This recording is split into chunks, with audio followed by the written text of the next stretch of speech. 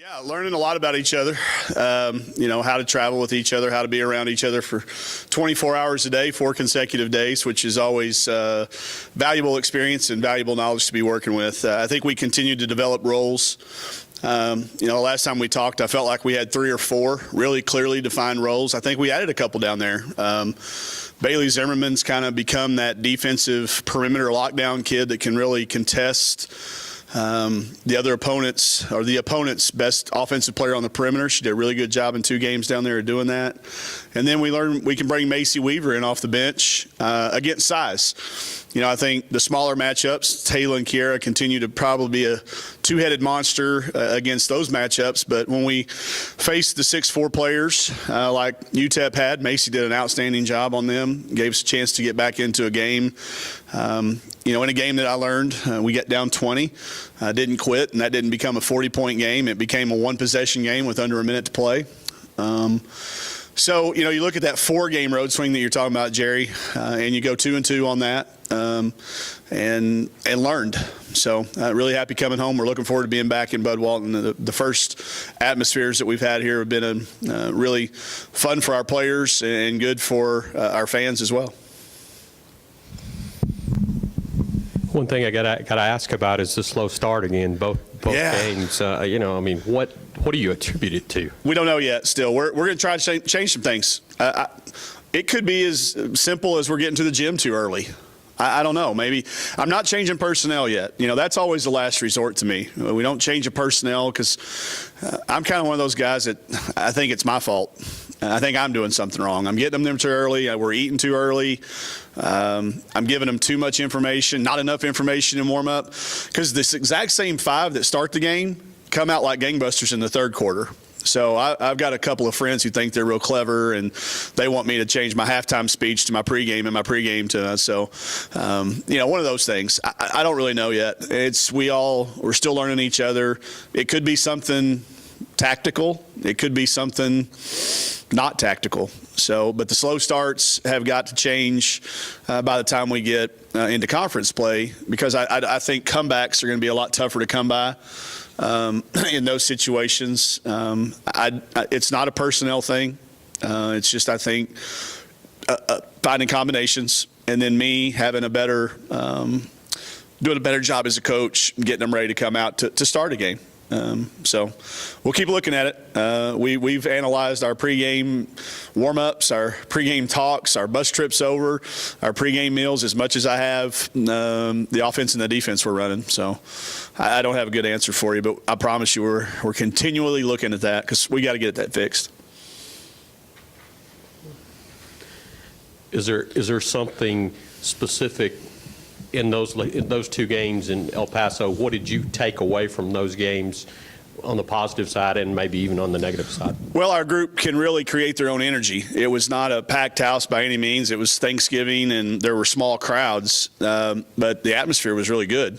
And I think from that's the positive. I do think the negative thing that we have to do is when we face size, UTEP had a very good big kid.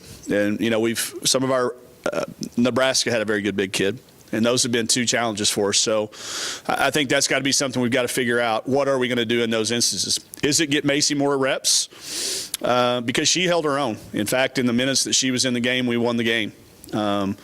So getting her more confident, more ready to play when we get facing size. And that's going to be a good challenge for us. Is it getting her in the game, or is it going more zone, maybe a double team in the post some? We've got a good practice player. One of our practice players is very good, very big, and we're going to go to work on that today. He's going to get a workout. What has it been about Devin that has made her the kind of player this year to start the season, maybe more so than any other point in time in her career? Yeah, I think from talking to her, the confidence that I have in her, to make plays and be a go-to kid, and not worry if she misses her first 2 or 3, that it's a problem. Shoot the next 3 when you feel good about it. And I think that's why she's continued to be confident. because I've got confidence in her. And she doesn't look over her shoulder, worry about coming in or coming out. And she's developed a niche rebounding as well. You know, I've always said our best rebounders are always going to play, and she's continually been one of our better rebounders. So I think she's adapted to the style of play change, being a little faster and a little bit more wide open. And then she and I really communicate well. Have a good understanding of her expectations. Her role is clearly defined and was probably the first one defined, and she's continued to add to that. You know, she's averaging 19 and 8. Those are all-American numbers, and you know, she's doing it in lots of different ways, scoring from the arc, getting herself to the foul line more than she ever has. So I think her confidence in herself and then the confidence her coaching staff and her teammates have placed in her. You mentioned the size. How big a hurdle has that really been for you to try to get some of the things done you want to get done? It's hard because, you know, that's one thing you can't really change overnight is how big you are or aren't. I think it's a mental toughness, and then it's a team tactical thing.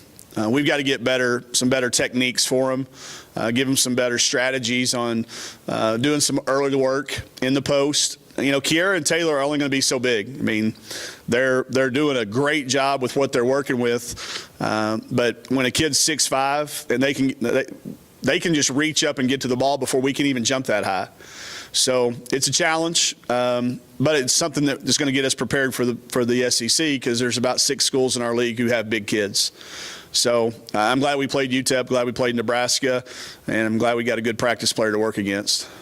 Your game Wednesday night, your opponent, just how much scouting have you done on them and what have you seen? Coach Schaefer was doing it immediately after the game. He does all of our scouting. I've asked him about 5 or 6 questions like I ask every game, and he knows them like the back of his hand already. I'll start learning that a little bit more today on the practice floor. I would compare them, you know, somewhere between the team that was here, Samford. When we played Samford, that's their style, but they don't run the Princeton offense. They're more of a attack motion team. Julie Goodenough will be a face that a lot of people will be familiar with. She was at Oklahoma State as a head coach a number of years in this area. Her teams are always very tough. They're not going to have a 6'4" or 6'5", but they're going to be a rugged 6'2s". So somewhat like Samford for the fans that saw that game, with a little bit of a style closer to ORU probably in style of play.